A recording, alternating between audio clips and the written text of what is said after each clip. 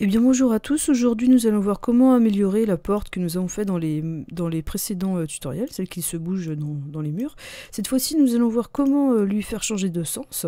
Donc ça c'est pas très compliqué, d'habitude on a deux flèches là, qui permettent de changer, mais cette fois-ci on n'aura pas ces deux flèches et on aura juste ici et ici à cliquer pour changer de sens. Et l'intérêt de cette technique, eh bien c'est que quand on va dans la nomenclature de porte, eh bien Revit nous les classe en fonction du sens d'ouverture. Donc voilà, si tout ça vous intéresse, vous voulez savoir comment ça marche tout ça, et bien c'est parti, ce tuto est fait pour vous. On va voir comment faire de A à Z.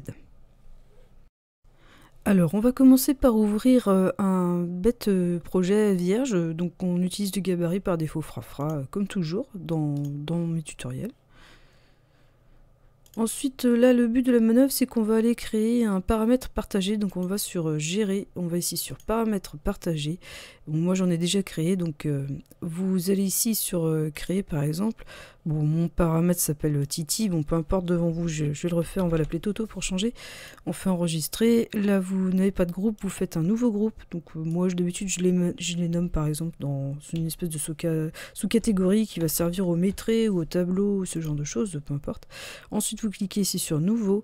Là, vous allez choisir, c'est ça vraiment le plus important, vous allez choisir le type de paramètre, ce sera un oui-non dans notre cas, et vous allez l'appeler par exemple sens d'ouverture droite.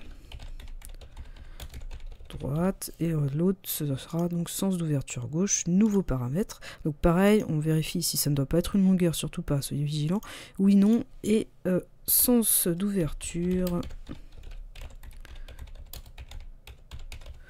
gauche. Et bien voilà pour le paramètre partagé. Maintenant on va attaquer la famille. Donc je repars de la famille que nous avons fait ensemble dans les tutoriels précédents sur comment faire une porte, comment faire une famille.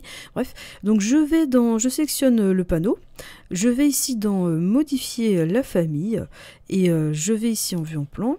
Et ce qui va se passer, c'est que je vais me contenter en fait de renommer cette famille. On va faire un enregistrer sous et je vais l'appeler, donc moi les gonds ils sont ici à gauche là, donc je vais l'appeler gauche, voilà, à cause de ça.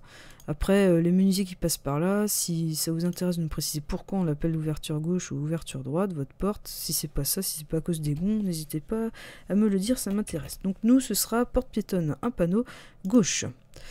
Oui, je l'ai sûrement fait pour m'entraîner tout à l'heure, donc voilà. Bah, une fois que ça c'est fait, on se contente de faire un miroir de ce qu'on a là. Alors, je vais réussir à sectionner, oui. Je fais donc un miroir sans copier, comme ceci, oui, ok. Avant d'oublier de faire des bêtises, celle-ci je l'enregistre et ce sera donc la version droite. Donc gauche, la voilà, donc maintenant celle-là c'est la D pour droite. Ok, ensuite comme la fois précédente, on vérifie que tout est bien accroché correctement. Enfin, comme dans le tuto, hein, ça ressemble un petit peu aux images qu'on a vues. J'ai pas fait de petit trait, alors attendez, il a dû rester par là. Oui, le voilà. Donc, je vais le refaire, c'est aussi simple. Choisis à noter, ligne symbolique. On clique ici, je suis allé loin, bon sang de bois. Comme ceci, voilà. On aligne bien tout ça pour que les axes soient bien foutus. J'ai pas pris le bon truc. Voilà, comme ceci. Normalement il y a un petit trait, le voilà qui est fait. J'ai pas recréé de plan là, mais on va le faire comme ça. Pour l'épaisseur, on sélectionne ici. Ok, on affilie le paramètre épaisseur du panneau. On vérifie que ceci est bien accroché à tout ce qu'il faut, ça a l'air. On va tester si ça fonctionne. Par exemple, on met 1003. Ouais, ça marche. Donc on remet 930. 930, ok, donc là on est prêt. Alors ce qu'on va faire, c'est qu'on va charger donc ce panneau droit dans notre famille de portes. Donc pour l'instant je vais le laisser là. Alors celui-ci là, on va l'enlever hein, parce que c'est celui qui n'a pas de nom, donc qui n'est pas spécifique, ni droite ni gauche, donc je l'enlève. Je vais réouvrir ma petite famille de tout à l'heure. Donc voilà, j'ouvre donc la famille gauche, hein, la gauche, voilà. Je réduis le tout. Ah non, pardon, je reprends la famille gauche, gauche, où es-tu? C'est pas toi, c'est toi. Voilà, et je fais également charger dans notre porte un ventail que moi j'ai appelé tuto pour ne pas la confondre. Voilà, donc je pose ça à côté pour l'instant. Ensuite, on fait nos alignements de la même manière dont on a procédé la semaine passée. Comme ceci, oui. Ensuite, comme cela, comme cela, comme ça et comme ça. Ok. N'oubliez pas de réaffilier également les paramètres. Donc vous saisissez votre famille de panneaux. Vous allez ici sur modifier le type et vous devez réaffilier les largeurs de votre famille de panneaux à la largeur de la famille de portes. Donc pour mémoire, c'est exactement la même chose que dans le tuto dernier. Vous allez ici sur largeur, vous cliquez ici et vous choisissez largeur dans le tableau. Faites de même avec hauteur et épaisseur du panneau.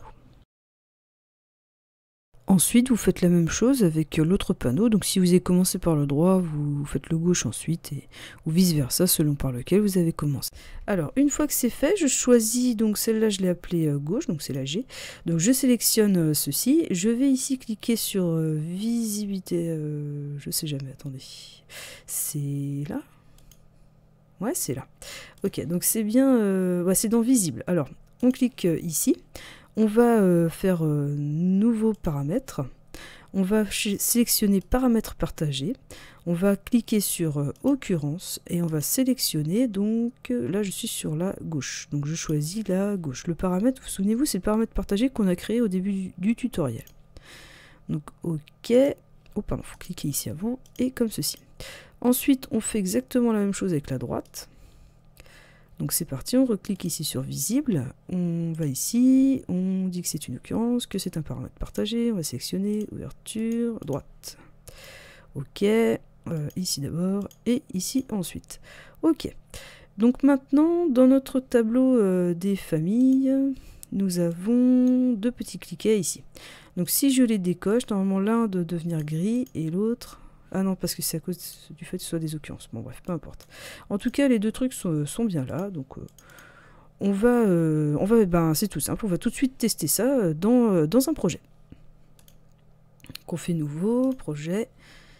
Gabarit de construction, d'accord. Par défaut, fra, très bien. Ok. On va tracer un bête mur. Comme ceci. Ok.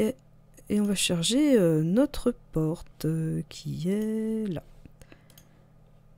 Projet 1. Ok. Donc on fait venir notre porte.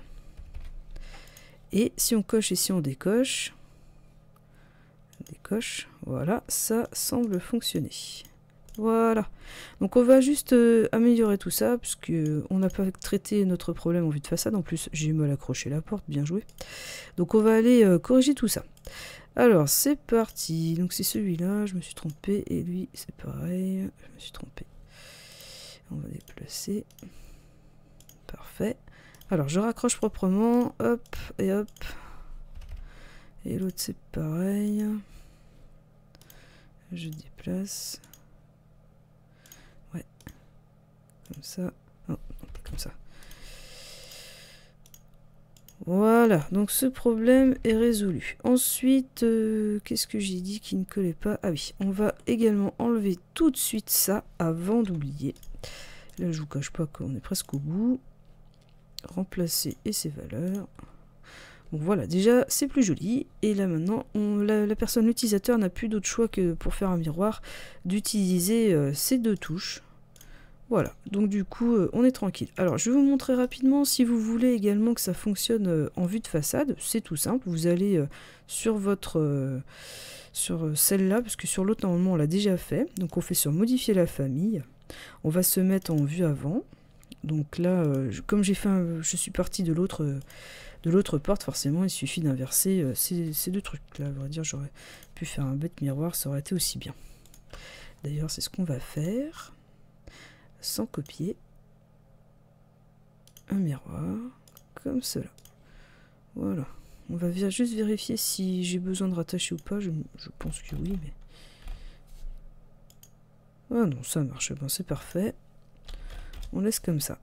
Ok, là on charge donc dans la porte piétonne et pas dans le projet. Ok, remplacer la version existante. On charge dans le projet. Ouais, les deux. Voilà. Et maintenant, si on se met vue de face, eh bien le sens d'ouverture va également évoluer en façade. Voilà. Hop, je sélectionne la porte, je joue avec mes coches et décoches. Bon, ça fonctionne, c'est parfait. Donc maintenant, on va s'intéresser justement aux nomenclatures. Donc, on va aller sur nomenclature de porte. Donc là, je n'ai rien pour l'instant, c'est normal. On va ici sur modifier le champ. On va ici sur nouveau. On va choisir paramètres partagés, sélectionner les mêmes que ce que l'on a fait au début du tuto. Ajouter dans tous les éléments de la catégorie.